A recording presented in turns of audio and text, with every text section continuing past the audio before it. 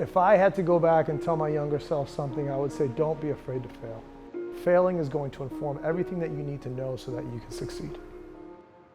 This is David Bianchi in Making a Portrait. I was born in Rochester, New York. And I went to a school called William C. Munn. That was my elementary school. I remember I got a referral. I got kicked out of class because there was this box and it was full of magazines and you could cut out pictures and you make collages. That's what you do when you're a kid. I like to cut out the ladies in the bra ads. I loved it. You know what I mean? I loved it. And I got thrown out of class because my teacher deemed that inappropriate. Well, fine. So I had this carbon copy, this pink slip, and I bring in and come into the principal's office. There's this big gray metal desk, and he pulls out this metal box, a tackle box or so, about this big, and he opens it up. And he looks at me, he takes my referral, and he says, you see this here? This here's my nigger box. And I'm gonna put this here in my nigger box. And I don't want you coming back because I don't want my nigger box getting full. Now, I remember those words only because when I moved to Mexico City in 3rd grade, nigger, wetback, chink, spick, moolie, eggplant, none of these slurs existed. Now, when I moved back to upstate New York, in 1990, which I was 15 years old, I heard the word nigger for the first time, and it struck me like an anvil. All the memories of 1st and 2nd grade of how many times I've been called that. So I ended up always being involved in theater in one way, shape, or form. And I remember the first time that I actually did improv, we used to sit on the swing set and we would act out TV commercials for the other students in the neighborhood. So I was doing improv before I knew what improv was.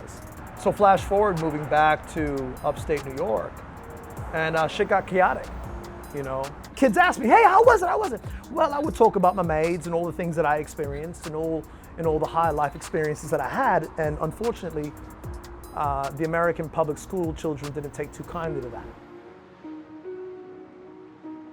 I wasn't Latino enough, I wasn't black enough, I wasn't American enough.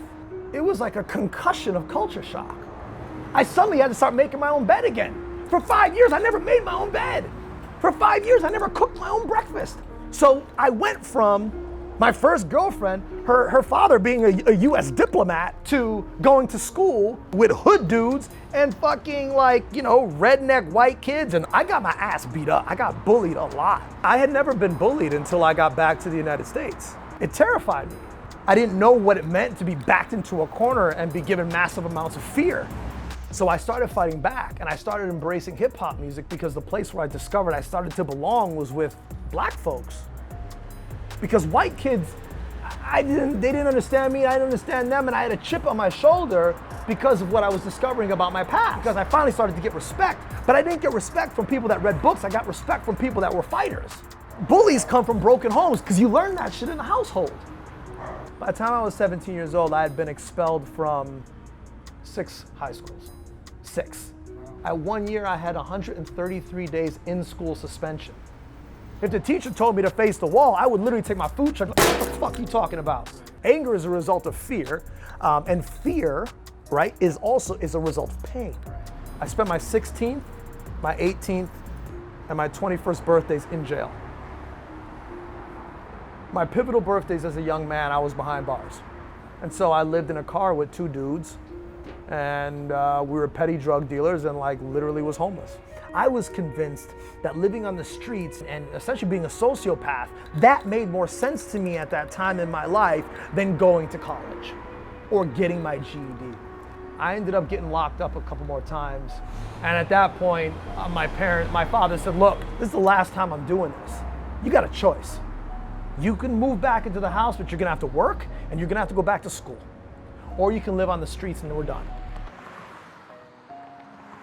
I was involved in producing electronic events, and I was also involved heavily in the drug scene.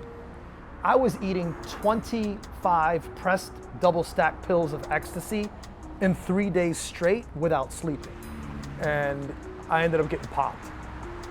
I was in a parking lot doing a deal, this cat that used to run pills for us. It's like, yo, you got a deal, so we do the deal. I hand him the cash, and he looks at me and he says, dude, I'm sorry. And out of nowhere, boom, Next thing you know, it was like 3 black and whites, it was 2 SUVs, it was unmarked cars. Boom, drive me out of the car, shotgun to my face. Get the fuck down, you fucking move, I'll blow your fucking brains out. It was DEA, it was FBI, it was local, it was state. To save the details on that, I ended up going away. I said, David, if you don't stop, you're never gonna get out of this system. And that was the first time that I really honestly meant the 3 words, God help me. I've always been an actor. So if I tell you that I got expelled from 6 high schools, that's true. But the funny thing is, 5 out of those 6, I managed to pull off a stage production before I got kicked out. There was something about performing in front of people that was a magnet to me. And I look back in hindsight, I really believe it's God's work. Because I really believe at that point when I said, God help me, I think he listened. The whole time, this entire story, I was literally informing what was going to be my future to become. Because if you look at me as an actor now, I'll admit it, I act circles around most actors that are in my group because of my life experiences. And now, of course, I have the molecular level gift, but I've got range, man. I got street smarts, but you know, I can play hood at the drop of a dime. I can play a powerful attorney at the drop of a dime because I can handle that complex lexicon and that jargon. I can speak multiple languages at the drop of a dime. My dialects are sharp as a result of my linguistics and my training and all the international places that I've been. I ended up working on a movie called Trans-America that Felicity Huffman was nominated for an Oscar for. But I was hired as a location manager, and Burt Young is in that movie. And Burt Young, God bless his heart, he's still alive. I got a chance to get him in the corner. He was smoking a cigarette. I was like, hey, Burt, can I get a light? Sure, kid. You know, I just finished my theater degree. I'm really green. This is my first movie. I'm going to LA. What can you give me? And he looks at me and he goes, kid, just keep showing up. That was it.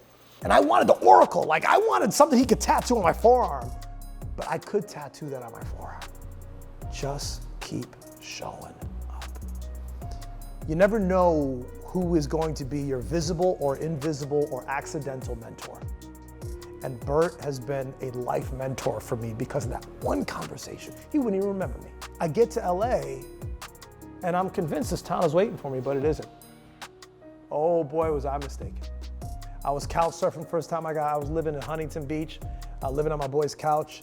And then I was driving from Huntington Beach to Hollywood every single day to try to find a job. And I was renting a 1-bedroom apartment from this hippie chick with hairy armpits. And we used to share the bathroom, and there was cockroaches in the kitchen. The place was fucked up. I remember I had no money, and I had an air mattress, and it was cold.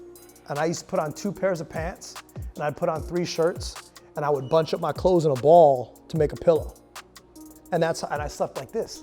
And that's how I slept at night. So when it came down to living with cockroaches and on an air mattress, I didn't give a fuck. I already been homeless. I've been to jail. I'm like, fucking throw it at me. Whatever, dog. I'm an actor. Everywhere I went, bro, I'm an actor. I told everyone, I'm an actor. Oh, no, what have you done? I don't know nothing. I'm an actor. No, I'm an actor. I owned it, man. I often say that there's 3 types of people in this world. There's wise people who learn through suggestion. There are smart people who learn through experience. And then there's dumb fucks that never learn. I know that I've been a combination of all 3, and I think that most people are a combination of all 3. You know, one of the things that I say often is the distance between greatness and mediocrity is your perception. How do you see the world? Do you see the world through abundance or do you see it through scarcity?